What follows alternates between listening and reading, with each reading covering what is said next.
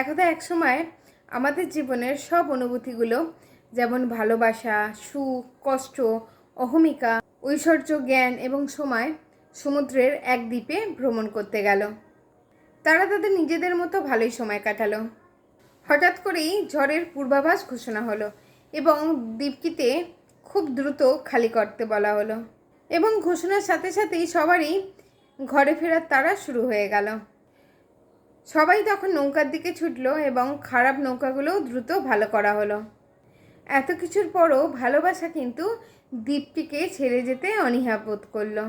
তখনই অনেক কিছু করা বাকি ছিল। হঠাৎই আকাশে কালো মেঘ জমতে শুরু করলো। ভালোবাসা তখন বুঝতে পারলো যে এবার তাকে দ্বীপটি ছাড়ার সময় হয়ে গেছে। কিন্তু ততক্ষণে সব নৌকা সেই দ্বীপ থেকে ছেড়ে চলে গেছে এবং ভালোবাসা আশা নিয়ে চারিদিকে তাকাতে লাগলো। তখন ঐশ্বর্য পাশ দিয়ে একটি আলিশান নৌকায় যাচ্ছিল। ভালোবাসা তখন চিৎকার করে বলল, ঐশ্বর্য, আমাকে কি তোমার নৌকায় নিতে পারবে? ঐশ্বর্য তখন বলল, না, আমার নৌকা সব মূল্যবান সম্পদে পরিপূর্ণ, সোনা রূপা দিয়ে ভর্তি, এখানে তোমার জন্য কোনো জায়গা নেই।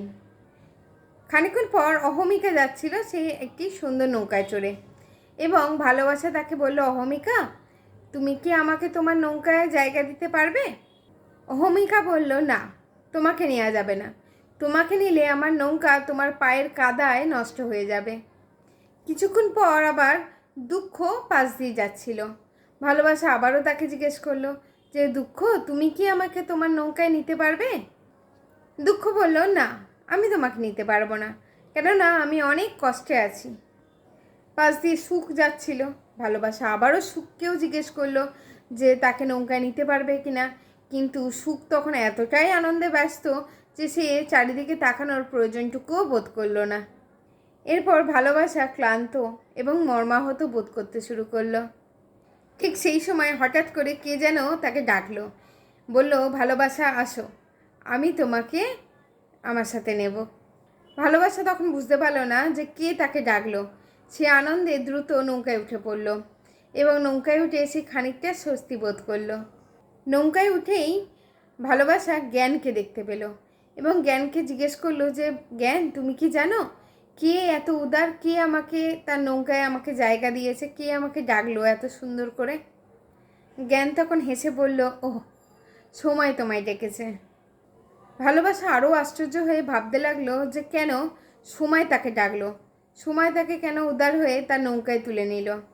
জ্ঞান তখন বিজ্ঞের হাসি হেসে বলল, একমাত্র সময়ই জানে তোমার আসল মূল্য, তোমার মহানুভবতা এবং তোমার সামর্থ্য কী। শুধুমাত্র ভালোবাসাই পারে এই পৃথিবীতে সুখ এবং শান্তিময় করতে। এখান থেকে শিক্ষা হলো, যখন আমরা সম্পদশালী হই তখন আমরা ভালোবাসাকে এড়িয়ে যাই। যখন আমরা নিজেদের খুব গুরুত্বপূর্ণ ভাবি তখন আমরা ভালোবাসাকে ভুলে যাই। এমনকি সুখ এবং দুঃখেও আমরা অনেক সময় ভালোবাসাকে ভুলে যাই। শুধুমাত্র সময়েই আমরা ভালোবাসাকে বুঝতে পারি এবং তার গুরুত্ব অনুভব করি।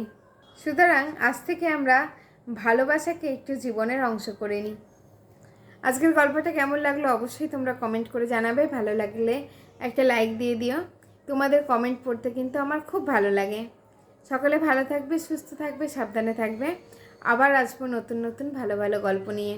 শুভরাত্রি।